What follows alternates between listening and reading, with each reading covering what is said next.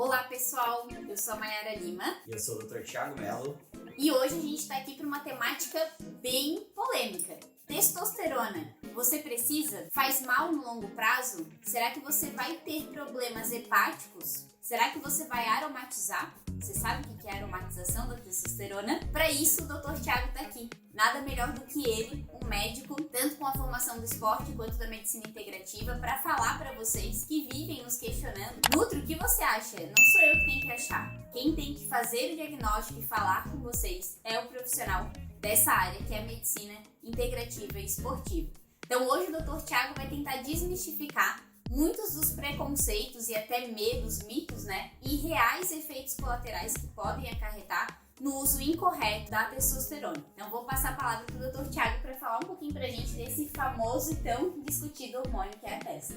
Bom, é bem comum, nós encontrarmos no consultório, e é uma das principais dúvidas dos pacientes hoje em dia, eu acho que até mesmo antes de chegar no médico, às vezes até com a nutricionista, sobre usar ou não usar testosterona, se deve ou não repor testosterona, qual a melhor via de reposição, quais os riscos que o paciente teria fazendo uso desse hormônio. Vale lembrar que a testosterona ela é encontrada tanto nas mulheres quanto nos homens, A gente sabe que as mulheres têm níveis hormonais de testosterona menores do que os homens, em torno de 10% dos níveis hormonais masculinos, mas o hormônio de testosterona é extremamente importante na mulher também. O que nós vemos no consultório hoje em dia, e quando a gente fala de medicina esportiva é bem comum também, é os pacientes muitas vezes usando erroneamente os hormônios por aí, É aquele paciente que comprou o hormônio lá do colega da academia, aquele paciente que conseguiu um hormônio através de não sei quem, e esse paciente está usando muitas vezes erroneamente esse hormônio e sem saber muitas vezes do risco que está correndo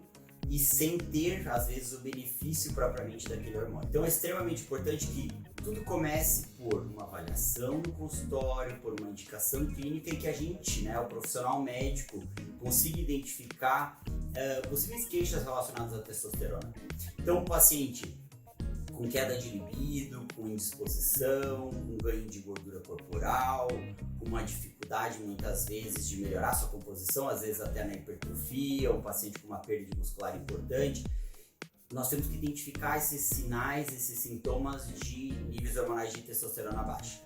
Baseado nisso, a gente vai solicitar exames complementares e principalmente os exames laboratoriais vão ser o nosso foco de tratamento e através deles nós vamos indicar ou não a reposição de testosterona. É importante a gente lembrar que essa avaliação inicial ela é extremamente importante para que a gente faça o uso correto do hormônio, Então, assim como qualquer outro medicamento, a reposição hormonal ela pode trazer benefícios, mas ela pode trazer grandes malefícios a curto e longo prazo, desde que usados erroneamente. Perfeito.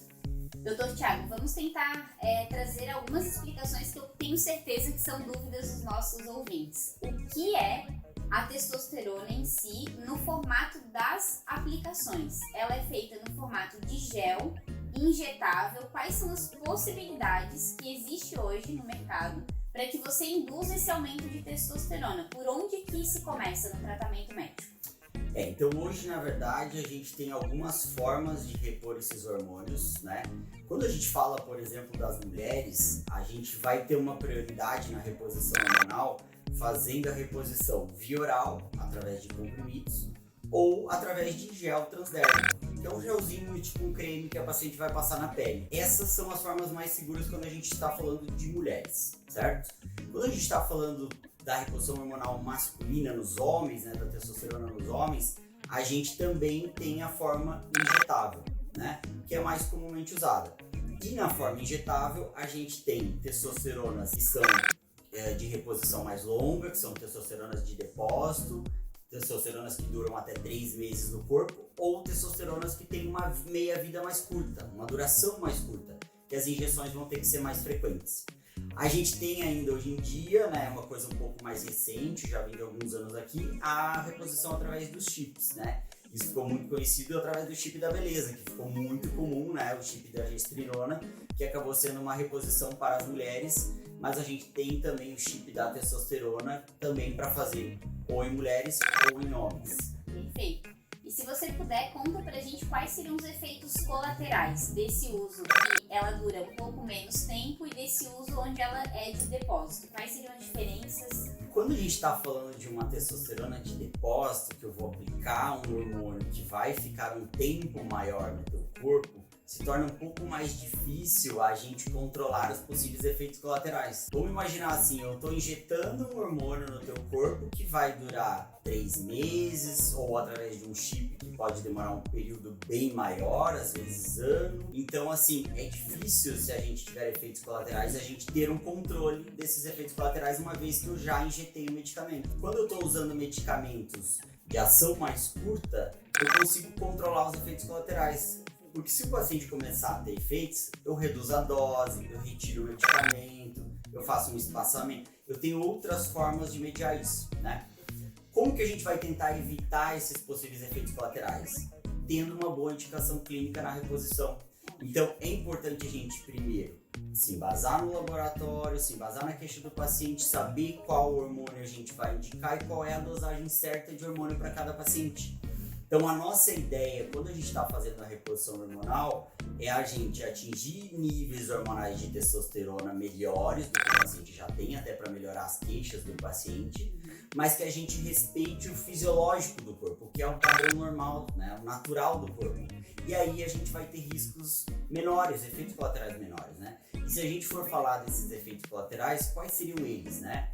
Varia muito de efeitos colaterais para homens quanto para mulheres e varia muito de indivíduo para indivíduo, mas é bem comum a gente ver aquela paciente feminina às vezes que começa a ter um crescimento de pelos, aquela paciente que começa a ter muitas espinhas na região da face, aquela paciente que nunca teve queixa de pelo na face, às vezes começa a ter um pelinho, uma pelugezinha na face, aquela paciente que começou a engrossar a voz, uma paciente que começou com queda de cabelo, com uma oleosidade da pele mais intensa, em algumas situações mais extremas, uma paciente que vai ter um aumento do clitóris.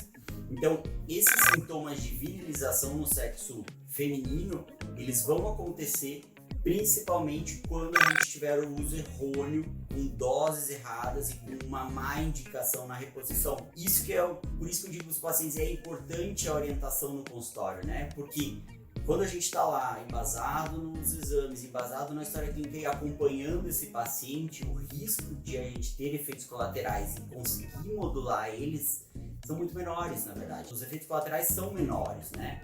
A gente consegue corrigir isso mais facilmente. Agora, quando o paciente começa a usar hormônio sem a devida indicação, os riscos acabam sendo maiores.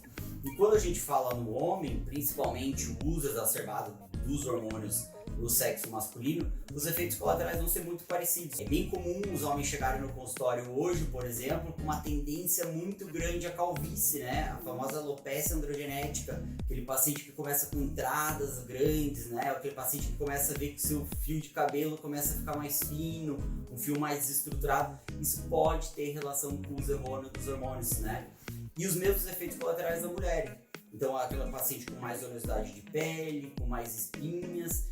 E vale lembrar também que o uso errôneo da testosterona também pode alterar a função do testículo. Então esse paciente vai ter uma alteração menor na sua produção, né? Vai produzir menos testosterona endogeniamente, ou seja, o seu testículo acaba tendo menos estímulo para a produção de testosterona. A gente pode perceber uma atrofia testicular nesse paciente.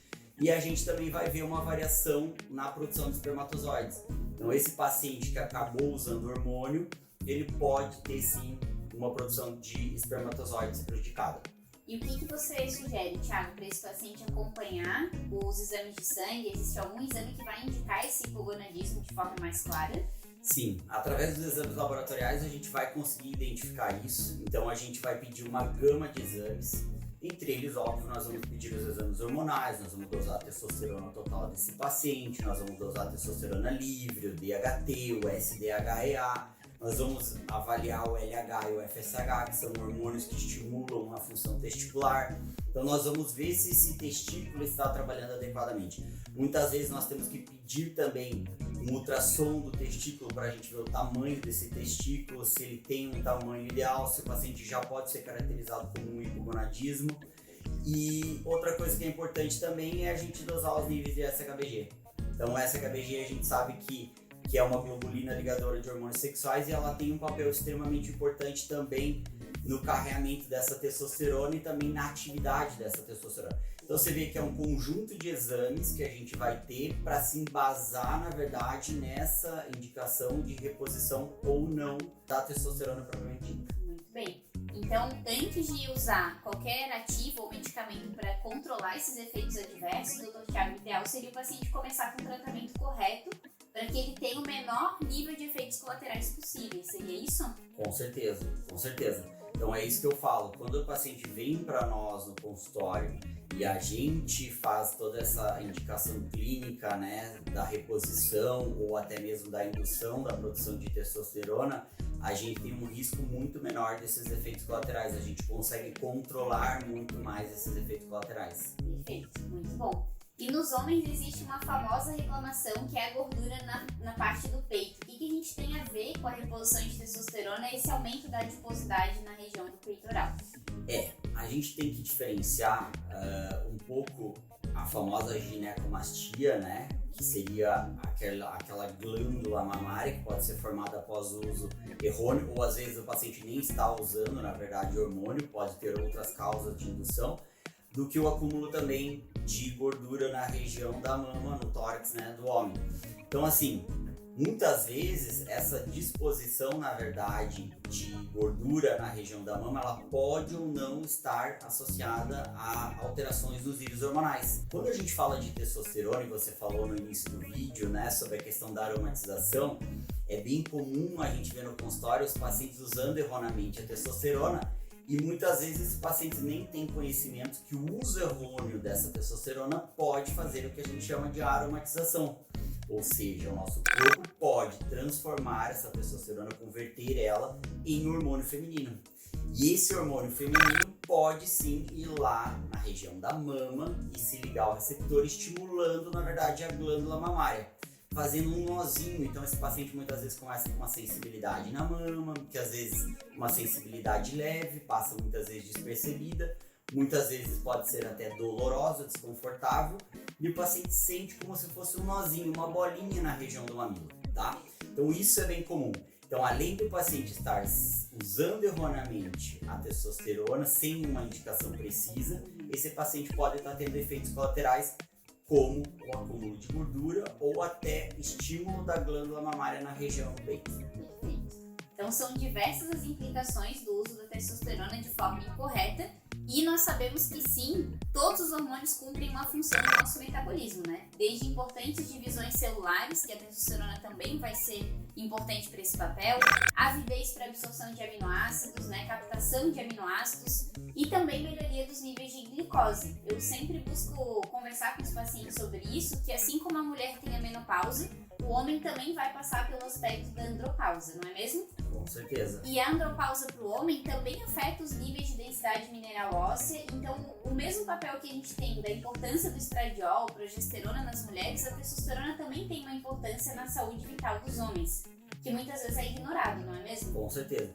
A gente tem estudos mostrando, por exemplo, quando a gente fala de osteoporose, principalmente no sexo feminino, e a gente pensa sempre na reposição, na verdade, dos hormônios femininos, né, as mulheres, né, quando a mulher atinge a menopausa, e uma das características é justamente prevenir a osteoporose, né, mas a gente tem estudo mostrando, por exemplo, que a reposição adequada de testosterona associada à reposição dos hormônios femininos na menopausa melhoram muito mais os efeitos da osteoporose quando é usado só isoladamente os hormônios femininos. Então a gente já tem bastante estudo mostrando isso. Quando a gente fala do homem também, a questão da reposição, é extremamente importante a gente entender que a testosterona ela não está associada só à libido sexual, e a gente tem que entender que também muitas vezes a libido sexual ela não vem propriamente só da testosterona, né, mas de outros fatores psicológicos e externos. Mas a testosterona tem uma real importância, na verdade, sobre a questão metabólica, sobre a indução do ganho de massa muscular, né, sobre o tratamento da sarcopenia, sobre o tratamento da osteoporose. Quando bem indicada, vai melhorar a sensação de fadiga, vai melhorar aquele cansaço cerebral, melhora indiretamente a questão da memória. Então tem múltiplos fatores aí que a testosterona vai estar relacionada. Perfeito. qual que seria o diagnóstico para que um homem tenha uma testosterona baixa? Quais seriam os diagnósticos para que uma mulher tivesse, então, indicação de reposição? Quando a gente fala de níveis hormonais, quando a gente olha, muitas vezes, a referência do laboratório, é interessante a gente entender que aquela referência, muitas vezes, ela segue um padrão que, às vezes, não é adequado para aquele paciente. Então, não é porque a referência do laboratório, muitas vezes, diz que o nível hormonal de testosterona de 150 e de 200 é um nível hormonal normal, e muitas vezes para aquele indivíduo não é. Então, na verdade, a gente sempre vai avaliar um contexto, né? A gente sempre vai avaliar o contexto de exames, nós vamos avaliar a queixa desse paciente e a gente vai entender se aquele nível hormonal é adequado ou não para aquele paciente, né? E vale lembrar também que essa avaliação ela tem que ser muito bem completa, porque às vezes nós conseguimos identificar, por exemplo, níveis hormonais nos exames de testosterona total adequados, quando na verdade a gente tem níveis hormonais de testosterona livre e DHT extremamente baixos, né? É bem comum a gente ver isso nas mulheres que usam pílula anticoncepcional. Essas mulheres, elas muitas vezes têm níveis hormonais de testosterona total em 20, 30 e muitas vezes a testosterona livre dela é indetectável, né? Níveis de DHT baixo. E essa paciente tem múltiplos sintomas de queda de testosterona. E aí isso se deve por indução da SHBG, que é a globulina que a gente falou, que induz, na verdade, a ligação na testosterona e deixa essa testosterona um pouco mais travada, menos disponível para o seu uso. Então, avaliar esse contexto, entender essas relações é extremamente importante no consultório. Perfeito. E a última pergunta então, Dr. Thiago, existe alguma relação do aumento da testosterona nos homens e redução da prolactina, ou aumento da prolactina e redução da testosterona? Existe alguma analogia referente a isso? Existe sim. A gente vê alguns pacientes, por exemplo, principalmente os pacientes que usam erroneamente hormônios sem supervisão médica, né? Os pacientes que estão injetando hormônio por aí, muitas vezes sem orientação, e dependendo do tipo de hormônio que esse paciente está usando, a gente vai ver níveis aumentados de prolactina. E a gente vai ver essa prolactina interferindo no funcionamento testicular. Então, isso é extremamente importante. E aí vem a adequação. Se a gente deve ou não tratar essa prolactina, se a gente deve corrigir esse eixo hormonal, né? Se a gente deve investigar com outros exames complementares, por exemplo, às vezes a gente precisa até complementar com ressonância magnética para ver se pode ser uma disfunção de hipófise ou não, mas muitas vezes corrigindo esse uso errôneo dos hormônios a gente consegue readequar esses níveis hormonais. Mas a prolactina tem sim uma interferência lá na função testicular. Perfeito. Olha só, pessoal, quantos conhecimentos e quantas informações relevantes a gente precisa ter antes de iniciar qualquer tipo de tratamento ou intervenção, né? Sozinho nunca vai ser a melhor opção, sempre com orientação de um profissional. E então, para a gente finalizar esse vídeo, é sempre importante recordar que a partir do momento que você começa uma reposição, uma modulação hormonal, o seu treino e a sua dieta tem que estar alinhado com esse objetivo. A gente atende muitos pacientes em comum que querem fazer uso de testosterona e tá com uma dieta extremamente restritiva de carboidrato, não consomem proteína de alta qualidade e não treinam direito, não é, Dr. Thiago? O que eu sempre falo para os meus pacientes é que, na verdade, muitos pacientes chegam no consultório hoje muitas vezes diretamente pedindo hormônio. Thiago, eu queria usar uma testosterona para melhorar meu rendimento. O que eu digo para os pacientes hoje em dia é que muitas vezes você precisa primeiro aprender a comer, primeiro aprender a treinar direito, primeiro aprender a descansar, a se hidratar, antes mesmo de pensar no uso de algum hormônio. E também a gente volta a falar, a gente sempre vai se basear na indicação clínica, né, na indicação de corrigir essas disfunções desses pacientes. Mas não dá para botar toda a esperança no hormônio achando que você vai fazer uso de um hormônio e vai ter grandes resultados se você não tem uma dieta adequada e se você não treina adequadamente. Exato. Então, primeiro é corrigir outros fatores que possam estar interferindo nisso, corrigir outros fatores que possam estar interferindo na testosterona, inclusive, para depois a gente pensar no uso desse hormônio. Exatamente. Então nós falamos aí sobre a testosterona, os seus efeitos no corpo, os seus efeitos colaterais, as dosagens sanguíneas e também as formas de reposição. A gente falou sobre muitos aspectos e nós esperamos que, se você ainda não montou o seu quebra-cabeça, que é toda essa fisiologia individual sua, que você consiga estar com ela mais clara para que cada um de nós, tanto a nutrição quanto a área da medicina integrativa e esportiva, possa trazer melhores resultados e benefícios. Sem um diagnóstico bem feito, a gente não vai conseguir fazer milagre, né, Dr. Thiago? Com certeza. Então, obrigado, pessoal, por assistirem mais esse vídeo e em breve mais novidades para vocês.